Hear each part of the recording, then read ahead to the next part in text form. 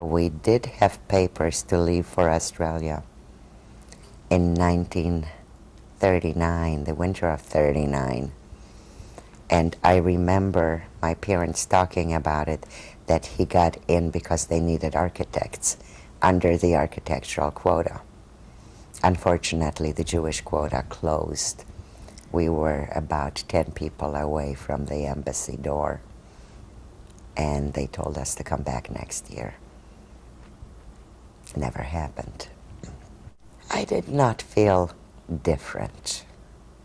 I knew I was Jewish. I mean, we never denied it. I wasn't ashamed of it. But predominantly, I was Polish. There just was not a distinction in my mind. Would be no different than kids in public school here. You know, they don't say they're Catholic. They're just Americans. And that's pretty much the way it was. I really did not experience one-on-one anti-Semitism, which sounds very strange. But it was a class action against the Jews.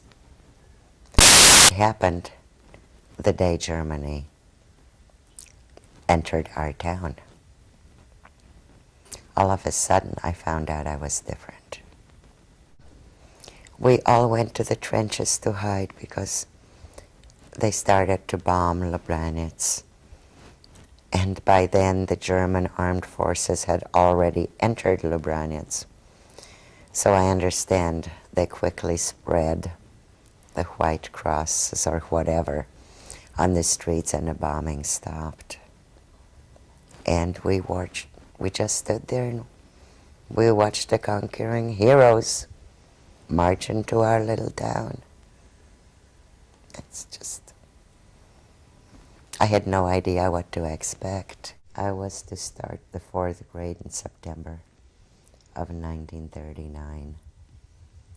We were occupied September 1st, whatever, 10th. And the first thing that occurred is Jewish children were not permitted to attend school. This was an immediate given. They always plastered posters all over walls, all over town. And that was the first thing that occurred. So my formal education ended with the 3rd grade.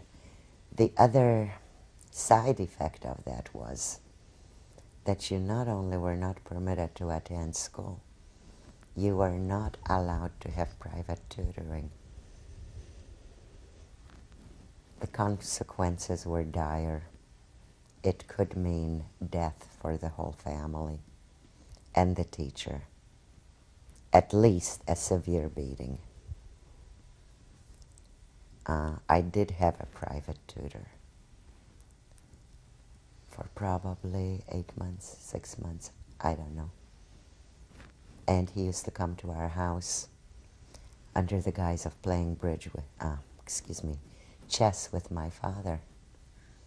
And they had a chess table set up by a window so they could see if anybody was coming. I was in the kitchen with art supplies, butcher paper, paints, pencils, and underneath that would be one book hidden. And the teacher would come and give me an assignment or check what I was doing, saunter back to the other room, make a chess move. They'd look out, see everything was clear, and come back for maybe 10 minutes. And my dad sat at the chess table the whole time.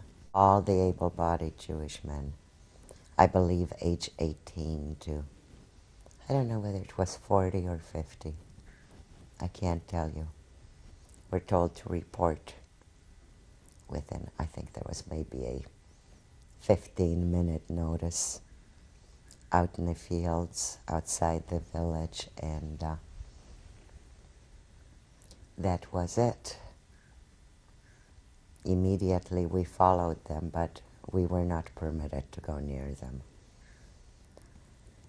Stood quite a few 100 feet away.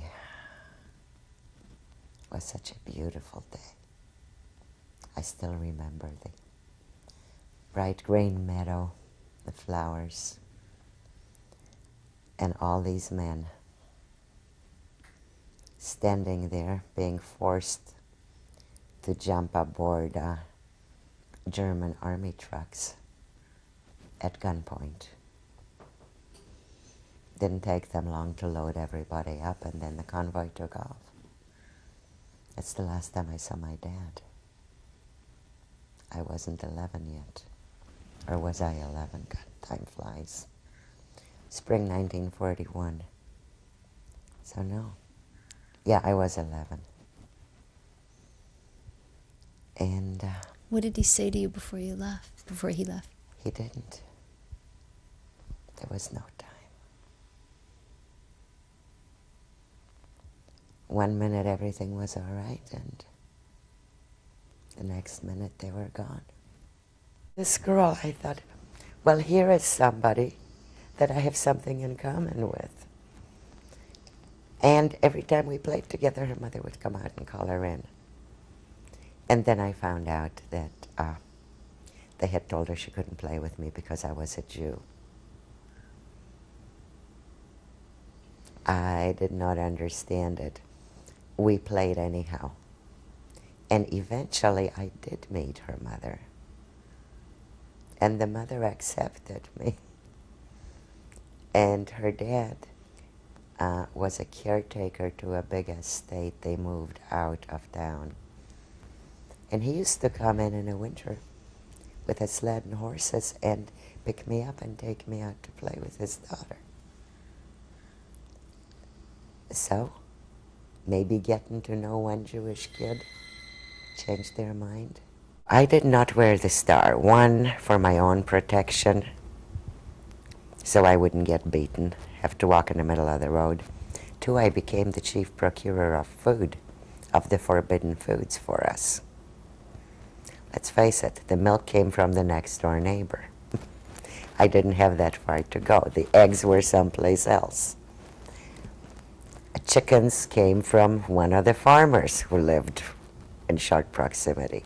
However, the Jewish butcher, I had to walk about 8-10 blocks past the church. And shortly after, I had encountered this SS man in the German girl's home. Here I'm walking past the church on the sidewalk with, fortunately for me, a dead chicken inside the basket with a napkin over it. Because if it had been live and gone buck, buck, buck, I would have been dead on the spot probably. And here comes the SS man. He was the head honcho in Lubranitz, towards me on the sidewalk. I'm a Jew walking on a sidewalk carrying a forbidden dead chicken, not wearing a star. I didn't know what to do, so I just kept the pace up and kept walking, and we're maybe 10 feet apart, maybe less, and he goes, "Heil Hitler," to me. Took me a split second. I went, "Heil Hitler," smiled, and kept walking the same pace. Again, it was forbidden for Jews to say Heil Hitler. But I knew if I didn't, it was really dangerous. So I just took a chance on it. At the same pace, went home. My mother took one look at my face after I got in. She asked what happened. I never went to the butcher's again. They were all being marched in, taken inside the church. And I don't know how many hundreds. I can't tell you. There was barely room for the children to sleep on the wooden pews. Most people sat up. In the morning, they did permit us to go out into the courtyard. The church took up a humongous square block, and it had a wrought iron, probably 3 or 4 foot fence around it. We could go close to the fence, but never past it, and the Polish Catholics were kept across the street, not just the sidewalk and street, but on the next sidewalk. And we saw everybody looting our homes, carrying things out, screaming good riddance. Just armloads of clothing, furniture, bedding. Did you recognize those people as your neighbors? I don't know who they were, but I did recognize our friends and neighbors. They were standing there crying, just crying. My mother's personal friends and my friends. And they were such a minority, but they stood out. All they were saying is, with tears pouring down their faces, is just, try to survive this hell. Save yourselves, save your lives, come home to us. We'll protect whatever we can. We'll save your possessions if we can. Don't worry about that. Just try to stay alive. They kept us in a church for 24 hours, which was quite typical, I understand. Again, in the middle of the night, so not too many people see. At gunpoint, we were marched outside to a single train track. Outside, on the outskirts of town. And there I saw the cattle trains. I knew what a cattle train was. I used to watch them from the fields, full of cows, horses, pigs, sheep. This was for human transport. We were forced to scamper up. It was probably a 3-foot drop from the ground. Up, people who were elderly couldn't make it too fast, got beaten or hit, forced. Probably 50, I'd guess 50 to 60 people in each car. Eventually, as soon as we were all in, they slammed the doors from the outside, locked them from the outside, and we took off. Now, here's the amazing part to me. From everything I have read recently, the trip should have been maybe 2 or 3 hours. We traveled for days and nights, 3 or 4. I thought I had traveled across the world. No food, no water, no air. It would stop for hours on end, but nobody let us out. Nobody gave us anything. I've learned since that they used to put us on the side rails for passenger trains, cargo trains, soldiers, anything, absolutely any transport was more important than the Jews. We were supposed to die. It just didn't matter how many of us were dead upon arrival. We walked into this courtyard, and my mother says, we're in the first entrance right here, on the right. Went into this dark, narrow, smelly hallway. And my mother says, we live in this room, honey. First door on the left. Strange how I still remember that. Walked in and I didn't know what was happening. I think there were 5 families in one room. The room was smaller than this living room. There was a little wooden table in the middle, a 2-hole coal burning or wood cooking stove, a tiny little cupboard, and there were a few beds on the perimeter. My grandparents and mother and I slept together in a 3/4 bed against one wall. I can't remember what we were doing. I think I was given more space,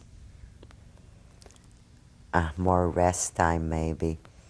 I do remember sometimes sleeping alternating 2 at the head and 2 at the foot with the cover over us. And it was just walking into bedlam.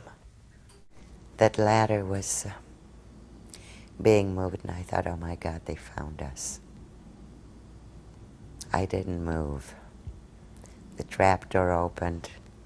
Then I heard a Polish voice say, it's okay, kids, they're gone, come on down. And as soon as I saw my mom, I knew disaster had hit. They took my grandma. And my grandfather, who was not selected, marched right by her side. He followed her. He could not let her go alone. 2 hours later, we found out where they were being kept. It was a enclosed barbed wire area in the ghetto. And we went there, and we thought, with some influence, we might be able to get them released. They were already out on a transport to an extermination camp. I understand everybody was killed instantly upon arriving in those camps. I think it was Chelmno, but I don't know. Let me tell you about the rations in Lodz Ghetto. I don't know how many survivors there are from Lodz, how many of them have talked about it. We were on starvation diets. I still remember 1/4 pound of horse meat or pork meat per person a month, if we could get it. Stood in lines for it for hours. People killed each other for it. They were usually from diseased animals who had died, natural death, or been shot. We had 1/4 pound of some kind of fat a month per person. Some flour, sugar, 1 loaf of bread, small loaf, like this, per person a week. When they got potatoes or grains or beans in, or whatever, fresh, kohlrabi and turnips as a rule that were half rotten, sometimes some onions. We would get them. I remember once there were beets. They were now totally liquidating the ghetto. The name Romkowski, who was the president of the ghetto, and the government had agreed to leave on a passenger train that was being provided for them, the factory heads, the police, and their families, whoever was left in the ghetto. Safe transport to Germany to work in a factory. The message was they had accepted. If we wanted to continue hiding, there would be no one to help us. So we all decided to go. As soon as we reached the train station, we knew it was wrong. SS officers, police dogs, billy clubs, submachine guns, cattle train. They forced us aboard this train. Probably 100 people in each car. There was no room to stretch your legs out. You could sit down almost in a fetal position, like this, curled up, your feet under you, then the next person, the next. Well, by then I was 14 and I had a very good street upbringing.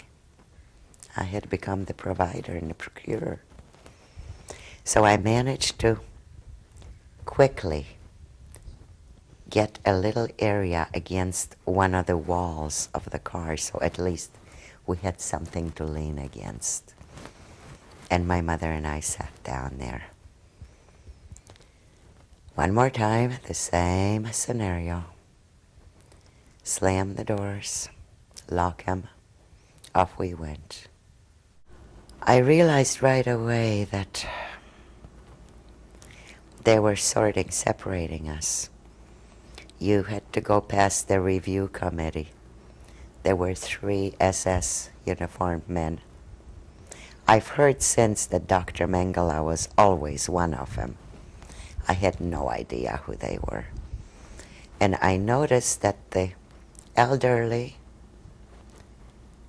young children and women with infants were all being sent to the left. All the younger, stronger, able-bodied women were going to the right. Well, I was in front of my mother, and I was still wearing the 3 dresses. I still had the long hair. Here's the ironic part of it. I was too young for the labor side of Auschwitz. I knew I had to try and pass for 16. I don't know if that was the age, but that was the magical number. I probably weighed 70 pounds by then from malnutrition. I was not developed, maybe 4 feet 7 or 8. But I had a piece of string with me, and I tied my hair on the very end, in the back, then pulled it under and tied it around here into a page boy that filled my face in. Don't ask me what I looked like, filthy, bedraggled, right? 3 dresses, which filled me out. And when I got to the review committee, I was so bound and determined. Stood as straight as I could, and I just smiled at him. I don't know what made me do it. With the flick of one finger, my fate was decided. He went to the right. I passed. My mother passed. We were in Auschwitz. That if I cried and begged, the head capo might take pity on me, since neither one of us had been selected for the gas chamber, and maybe bring my mother to me or take me back to Lageray. I threw myself in the mud. It was pouring. I cried and I cried, and I screamed. Nothing happened. Pretty soon I couldn't stop it. I lost all self-control. Evidently, I must have passed out at a certain point, because when I came to, I was laying on a dirt ground covered in a tent type of an area, and there were Polish voices around me. 6 Polish Jewesses had heard my screams, and they waited till the cover of darkness went and dragged me inside and proceeded to protect me. They bathed me. I had dysentery, and I was so debilitated I couldn't stand up. I just keel over. Would you believe in that hellhole? 6 young women, each one gave up 1 piece of her potato for me. We formed a group. 2 of them had belonged to the Communist Party. 3 of them actually in the Lodz ghetto. I really didn't know what communism was, but to me it was beautiful. It was true form of communism. One for all for one. Share, share alike. And they did. And with that one extra bite of their potato, which multiplied was 6 bites of either potato or cabbage or whatever, I regained sufficient strength. They held me up during the countdowns and all that. They support me. They surrounded me. As I started falling, they'd push me every which way. I got strong enough. And there was a transport. We didn't know where to. We volunteered, and we were all selected. On the next day, a woman, tall, austere-looking German female, came to select for whatever it was she was selecting for. And she picked 10 of us. And we all noticed the same thing and were terrified. We were the smallest, the scrawniest, the sickest looking in the group. And she marched us at full pace to work. Turned out it was an SS kitchen in a factory. At least I believe it was a factory. She marched us in past all these security doors, took us to a closet-like room, no windows. There were buckets of potatoes and water, peeling knives, and little tiny like milking stools. We were told that was our job. We were to peel potatoes for the SS kitchen. She looked, I was terrified of her, we all were. We were sure she was taking us to an extermination camp. Locked the door behind her. A few hours later, she came back and she said, shh. She had a big bowl of hot soup for us. She told us not to eat the potato peels because they really watched closely as to how much was missing. She could have been killed for that. Eventually, as she sternly marched us back and forth to our labor camp, she proceeded to tell us the reason she selected us, because we looked so young and we were the ones in need of saving more than the others. She wanted to give us a chance. One day, as we are marching up 2, 3, 4, 1, 2, 3, she isn't taking us to our camp. She took us to her apartment. She decided we needed a warm shower or bath. She even bought us raincoats. The girl who had become the German SS officer's seamstress came and saw me afterwards, and she brought me a green onion. One little tiny onion. And the gal next to me tried to grab it from me. You know, I almost clawed her eyes out. It was my onion. It was the first green vegetable I had seen in 4 years.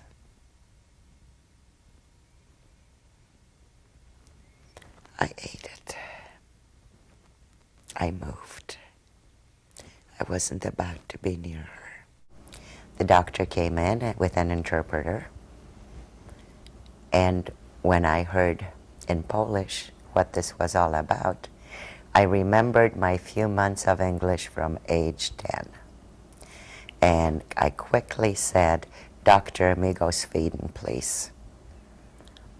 So he proceeded to answer me in a barrage of English, which, of course, I did not understand. He got the interpreter back, and he told her to tell me that he was so sorry, but they were not taking children to Sweden. This was for grown-ups only. And by then I was 15. I had turned 15 October 21st, and this was April. Well, probably end of May by then, mid-May. And I said, "Doctor, I'm not a child." And he smiled at me. He looked so sad. He said, "I'm sorry, little one, we just can't take you. You're too young." I said, "But doctor, I'm 15. Please." This was translated. I don't remember what his face looked like, but I do remember the expression. The mouth was a perfect O. And he just stared at me, and tears started pouring down his face. I told the translator to tell me that's impossible. I might be 10 maximum. And I said, no, I'm 15. He came over and he took my hand and he said, in English, "Okay, you go Sweden, little one." And I got on a transport to Sweden. About 10 days later, we reached the shores of America. This was an interesting ship, third class, were all youngsters who were going to visit, to live with their families in the Americas, not just United States. There were 2 sisters who went on to Costa Rica. I don't remember where the others went. All of us no more than 18. Average age was probably 15. I turned 16 just before I left Sweden. And what day did you arrive in the United States? November 26, 1945. We stood in a downpour and we watched the skyline of New York City through a haze. And then we saw her. You know who she is, the lady. I still cry. We stood there and cried and cried and cried. That's a picture of my grandfather, my mother's dad. His name was Zygmunt Jakubowski. This is my maternal grandmother, Zygmunt's wife, Helena Jakubowska. This is a wedding picture of my parents. Ruta Kaminkowska married Ruta Jakubowska married Zalman Kaminkowski on February 28th, 1928. Ironically, they were married in the city of Lodz. I am in the center with my mother and father, probably circa 1936 or 37. I remember that well. My mother's aunt was a famous photographer in Poland. This was taken in her studio in the resort city of Ciechocinek, Poland. That was my very favorite doll. She was an antique by then. Her name was Helenka, after my grandma, and she had belonged to my mother as a little girl. That was taken in 1936. I was 6 years old. My mother, her brother, Maurice, and I, again in the resort town of Ciechocinek, Poland. He was my very favorite uncle. He and my mother were 11 months apart like twins. He was a very debonair bachelor, and I loved it when he came to visit us. It was always so much fun. He's the one who brought me after the war to Portland, Oregon.